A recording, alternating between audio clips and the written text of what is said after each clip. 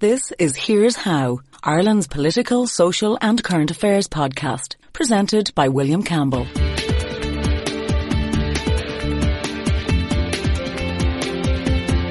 Thank you for downloading episode 20 of Here's How. In this podcast, I've got a contribution that I'm going to parse on immigration, refugees and migration, and I hope that it's a calmer discussion than is typical for those issues.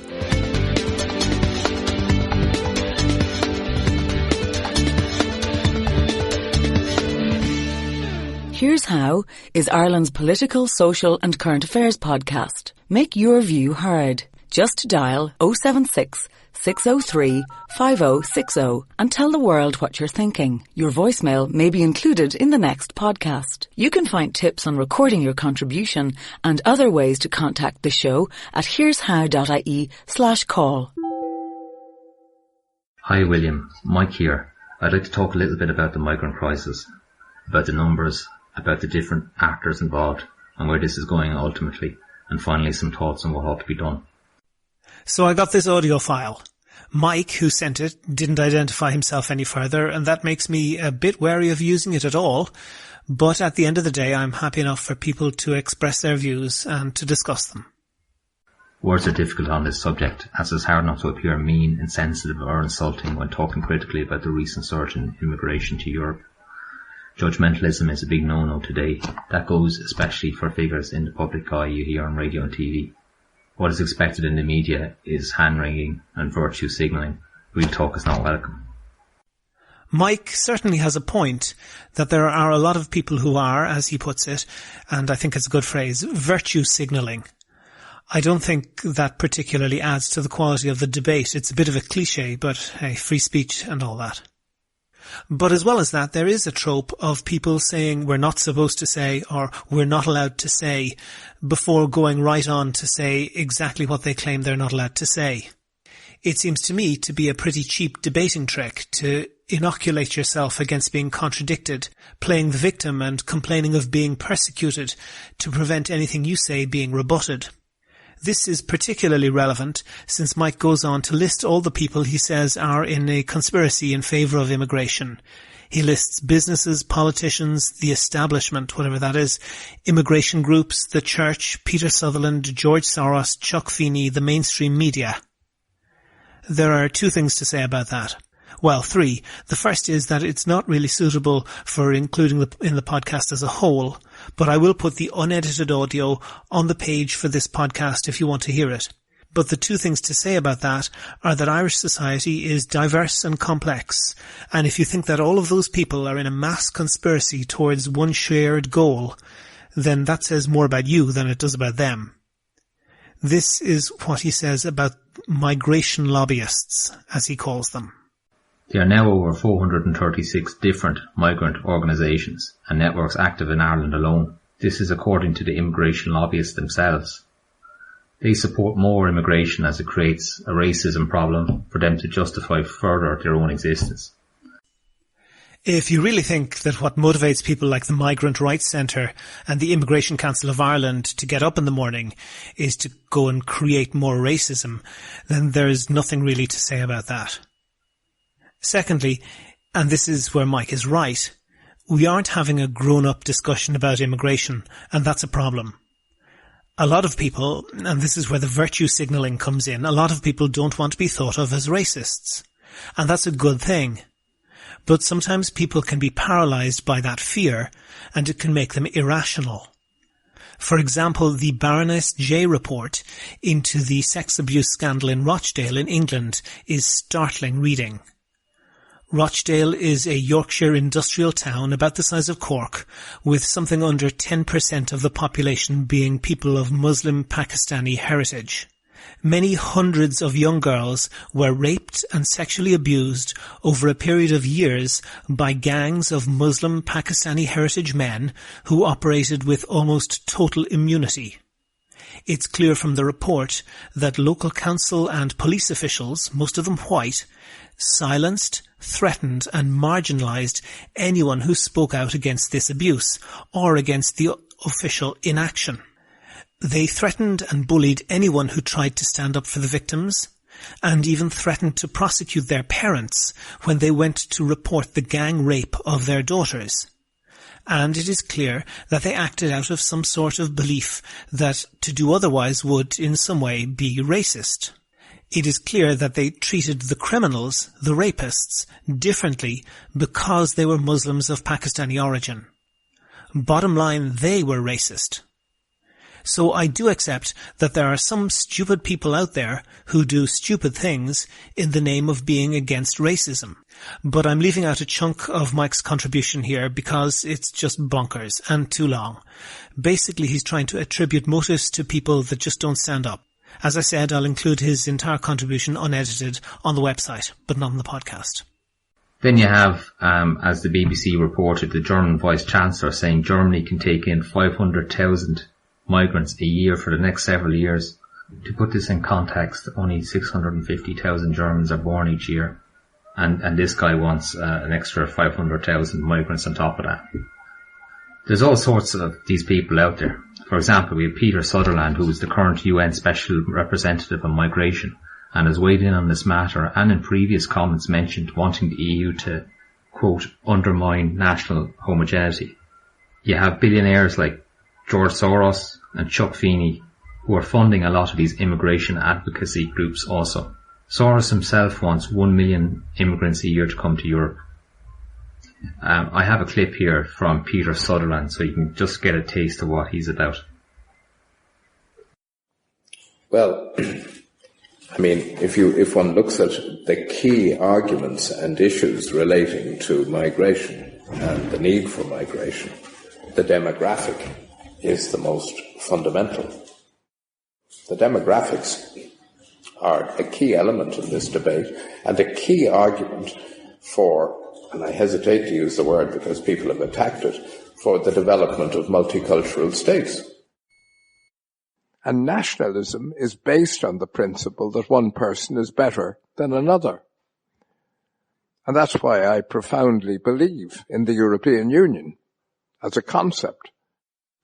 The United States or Australia and New Zealand are migrant societies, and that therefore they accommodate more readily those from other backgrounds than we do ourselves, who still nurse a sense of our homogeneity and difference from others, which is precisely what the European Union, in my view, should be doing its best to undermine. And these are the adults in charge. The mainstream media is completely useless on this matter, as opposing arguments are simply beyond the pale as they don't fit into the progressivist narrative of victim and oppressor. William, you're about solutions, so here are a few modest suggestions. Firstly, shut down immediately any talk of mandatory migrant quotas by pointing out the €3 billion in aid the Irish government has paid out to aid agencies in its current term. Much of that money borrowed at interest, I might add. The Australian solution has been mentioned to this problem before if the goal is to prevent migrant deaths. Start by simply picking up those people on the barges and bringing them back to shore in North Africa and Turkey. Signal clear intentions or else you will simply encourage more hazardous crossings. The bottom line is that nobody in that degree of danger gets into a boat unless they think that the boat is safer than staying where they are. Experience has shown that barrier-type solutions in immigration simply don't work. Instead of caving into Turkey, lobby to expel Turkey from NATO for allowing its territory to be passed through by, among other things, foreign fighters. Sanction Turkey hard if it continues to be belligerent on border security. Currently it's trying to blackmail the EU into granting easier access to the EU for its own citizens in return for defending its own frontiers. This has to stop. I'm sure some cash can be used as a carrot, but nearly all refugee aid is provided by the West anyway, and Turkey is one of the biggest armies in the world anyway, so they don't need that much help with border security. Turkey has a long, rural, porous border with Syria that it only partly controls. There are already 1.7 million Syrian refugees in Turkey, mostly living in camps and being fed by the UNHCR. Lebanon, next door, is already a very unstable country, and it's tiny. It's not much bigger than County Cork. There are more than 1.8 million Syrian refugees in Lebanon. It is absolutely unrealistic to imagine that such a large portion of the Syrian population can be evacuated into the surrounding countries without causing huge instability, which would come back to bite us on the ass. If you are arguing about the destabilizing effect of a proportionally much smaller number of people arriving in Europe, then you can't deny the chaotic potential of this. Support Assad and Russia in their efforts to crush the rebel insurgency and return stability. This will help the situation in the Eastern Mediterranean greatly. Task the US, the UK and France with fixing Libya after they wrecked it and stop this right liberal nation-building rhetoric. It's all based on the false assumption that everybody in the world is at heart a hamburger-chomping American who loves pluralism and everything the West apparently stands for now. Not everybody wants to be a Western liberal. The last 15 years of US wars should have proven that. How many more mistakes have to be made? Well, I'm all in favour of stabilising the region. I don't for a moment think that anything you suggest would work, but I can hardly be critical since nobody else has come up with anything workable.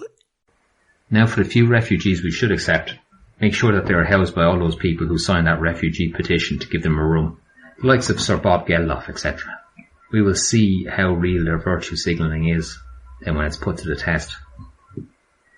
There's a leadership vacuum here with zero future planning as usual, and this isn't just in Europe, it's in the US as well, which is experiencing its own migrant crisis with 20 million illegals in their country. Some of them Irish, I might add. Leaders here need to be asked, are we writing an open cheque for regular settlement without end? Are borders and nations passé now because it's the current year and we are so enlightened? There is something really wrong across the West, right? That saying this is even controversial. I think this issue is going to get worse and worse because European elites don't have the will to tackle this crisis. I'll leave it there. William, thanks for your time. Bob Geldof is as entitled to make a political point as anyone else is.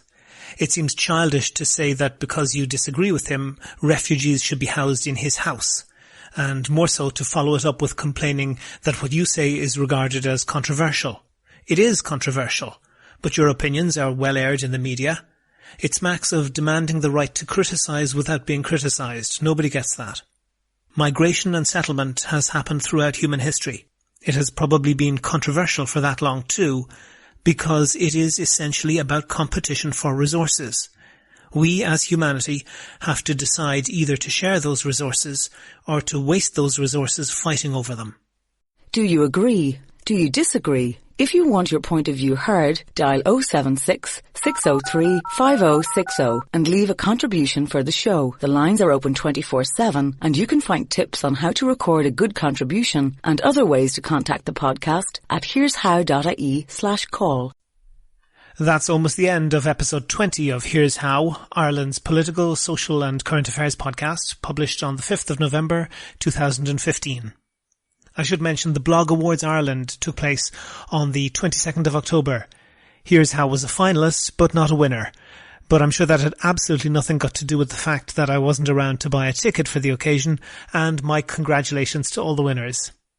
References for everything that I mention in the show are listed in this episode's page on the here'show.ie website. If you can think of a topic or want to suggest someone to include, and that could be you, then let me know. If you like the podcast, please go on iTunes and write a nice review. Also, please like the show on Facebook, please follow @Here's How Podcast on Twitter, and of course subscribe to the show. You can use iTunes, Stitcher, TuneIn Radio, or any other podcast app or software. You can do all of that, or get in touch with the show right from www.here'show.ie. Or you could just go out and tell your friends all about how great the podcast is and how we were robbed of that award. The next show will be uploaded shortly. The Here's How podcast is produced and presented by me, William Campbell. Thank you for listening.